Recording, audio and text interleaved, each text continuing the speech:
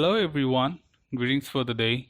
Welcome back to another tutorial on ISTQB Foundation examination. We are here at chapter 6, the last chapter of this curriculum, and we will be looking at the next topic, that is 6.2, effective use of the tools, including the benefit and the risk involved in using a tool. So let's get started with it and understand some of the things related to that.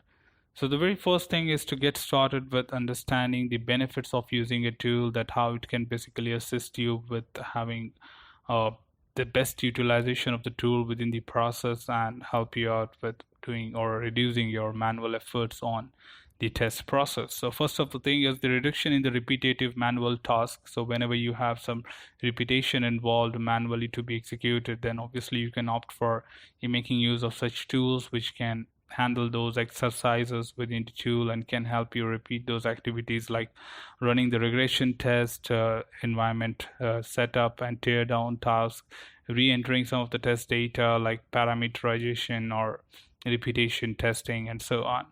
Beyond that, we do have something called as greater consistency and repeatability feature of the tool, where it can really help you to get the same result again and again if it is executed with help of a tool compared to different individuals which can have different perception or different outcomes at any point of time. More objective assessment like some of the coverage measures or static measures becomes more keen and precise with help of the tools, but would be difficult or terrific when it comes to the manual measurement of such things. And obviously managing the test data or the resources within a tool would be more easier to access the information within the set of tools compared to having it managed on the set of documentations or Excel files, which would be quite messy to find out the right set of documents at any point of time. So there are certain good benefits of using a tool, but we say more than the benefits, we have a lot of risk involved in using a tool, where the risk, if ignored, could turn into a drastic impact on the process, even on the release of the product. So we need to take care of the risk as well, parallelly with the achieving benefits on using the tool. So let's look at the risk here. So starting with the first one is the expectations for the tool may be unrealistic. You thought of doing something important with the tool, you bought it, you purchased or you implemented or procured the tool, and after procuring you see that the tool is not able to do this core functionality. So when you talk about such features of parameterizing or repetition task and the tool does not have a facility of data-driven testing, then obviously it would require more effort compared to doing it with any other tool. The time, cost, and effort for the initial introduction of tool may be underestimated, because obviously you cannot just expect that a tool could be as good as a YouTube tutorial. Now you really need to have a full-fledged technological objective-oriented training about any tool which you procure or to be used for the project. So that's where it becomes really important. Whenever you procure or select a tool for your project, you need to understand the requirements on the training and obviously the expertise of the team to be applied at that point of time. The time and effort needed to achieve significant and continuing benefits from the tool may be underestimated. The things are not so easy that you have taken a training and from the day one you can really be efficient to work on the tool. So it do take some time for people to become familiar with the application or the tool which we want to use and get frequency or like fluency to work with such tools, and then we start gaining certain good benefits and continuous benefits from the tool. So it just not happen overnight. It would take some time on a continuous prolonged period of practice, and then you can achieve such things. The effort required to maintain the test assets generated by the tool may be underestimated. Of course, certain tools create a lot of log files and temporary files which would be required to manage to find out the debugging issues, or which can help you with the debugging as well. A tool may be relied on too much, that once you purchase a tool you think that the initial button also will be pressed automatically, but not. Generally the tool you feed in with some kind of instruction using a test script, but obviously you need to feed that script in. Doesn't mean that the script will also be written itself by the tool. The tool version control of the test assets may be neglected. You think that There are a lot of assets created, and every time you execute a different test, there are again next set of assets created. So managing the history of revisions, the version control of such assets would be really important to take care. Another set of risk we have is relationship and interoperability issues between the critical tool may be neglected. We do have certain tools which have got interoperability features within them. For example, HP ALM and HP UFT can be interoperated. That means I can run a test from ALM on UFT, or I can just save a script in UFT and then call it in ALM, and I can run it right from there.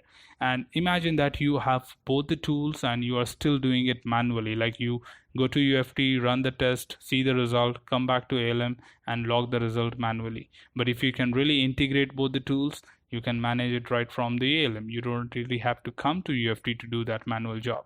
So things are there which we don't know, and we need to take care of that. The tool vendor may go out of business, like you procure a tool and next day the vendor shuts the shop down, and it really doesn't help you because you need a consistent support from them.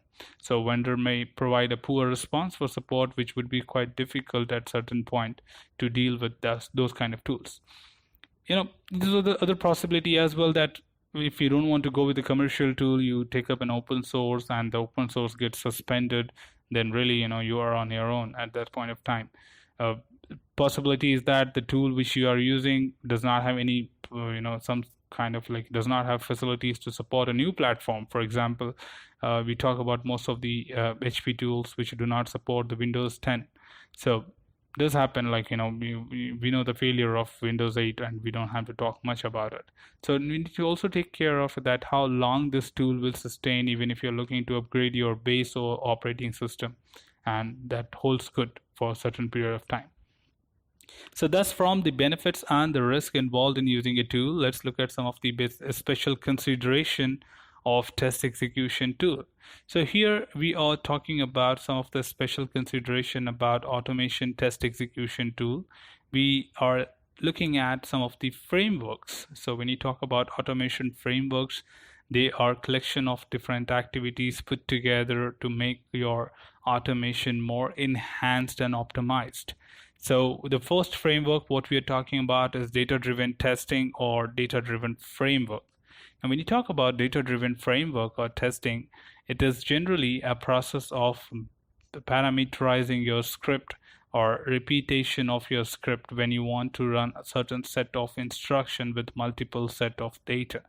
So when it comes to executing, for example, I have tested a login page with certain set of valid and invalid set of data, and once evaluated, I would like to run the same instruction, like entering the username, entering the password, clicking on OK button and log off. And I want to repeat this set of instruction with 100 valid set of data. Then obviously you don't have to write these instruction 100 times with 100 different valid set of data hard coded in the script. So all you do is, instead of hard coding the values there in 100 different lines, rather you just write the instruction just once, and instead of using hard coded value, use a variable which will be related to the test data which you are managing in a different sheet, or it can be external or internal within the tool.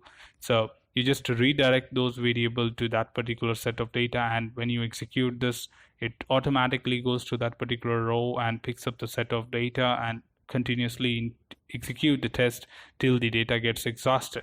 So as this approach invites automatic execution of all the rows of the data what you have, we call it as data-driven testing, where data will drive the test. You really don't have to have an iterator to run it for a certain number of iterations to define there. So this is a feature where the data will be read and the data will be counted, and automatically that many iteration will be executed. So if you are a user of UFT, you can understand very well what I'm trying to explain. The next one is the keyword-driven testing, which is again a specialized framework on keywords, where keywords are also called as action words. To remember that these keywords are the specialized steps of the framework where we want to do certain test execution which are handpicked. For example, if I have a test suite which consists of 100 test cases, or maybe I can say it like it is a regression test suite, and I have 100 test cases under that, and I have done some kind of update in the existing application as an enhancement, and I would have done an impact analysis, and I came out with the result on the impact analysis that I have to run the 5th, 19th, 26th, 35th, 41 or 56th test case of the test suite to be executed, not all of them. So now what happens is, like, instead of using an iterator and executing all the 100 set of data would not be possible here. You cannot use a for loop because that's a sequential execution of the iterator. So now we want to run random hand-picked test cases, and that's where keyword plays a vital role.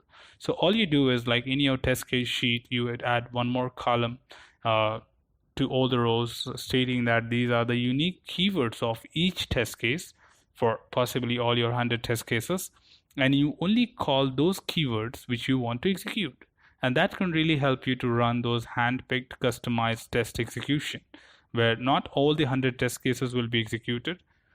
It will be just the one which you have called. So for example, if it is 5th, then next is 9th, say 15th, 21st, 36th, 45th, or something like that. So you really don't need such kind of things to be executed. So you want to do your hand-picked random execution where keyword driven would play a vital role. Again, so if you're a user of any kind of automation testing tool, you know what I'm talking about with help of keyword driven. And when you talk about the test management tools, they have a lot of interfaces of importing data from different sources or exporting data to different levels, and also like having good coverage measures like the traceability between the entities, like requirement, test cases to defects, defects to requirement, requirement to execution, execution to defects again. So many things are there which can be dealt with the test management tools.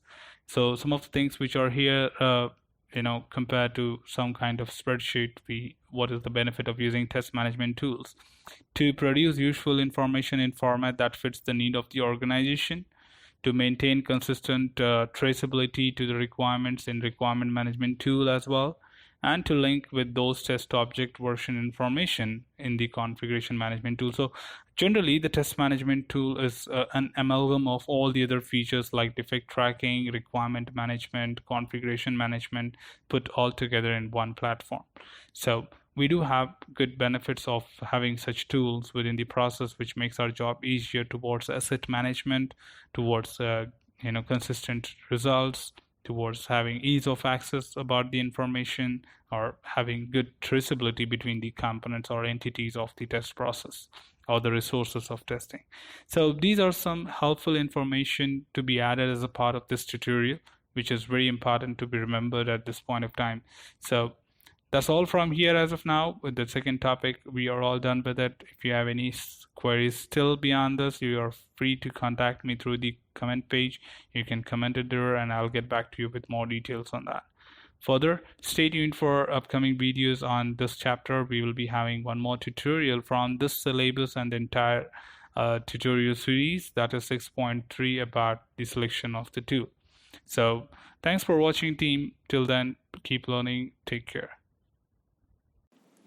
This is all for now. We have more videos coming up on the upcoming tutorials and also on the upcoming chapters of this tutorial.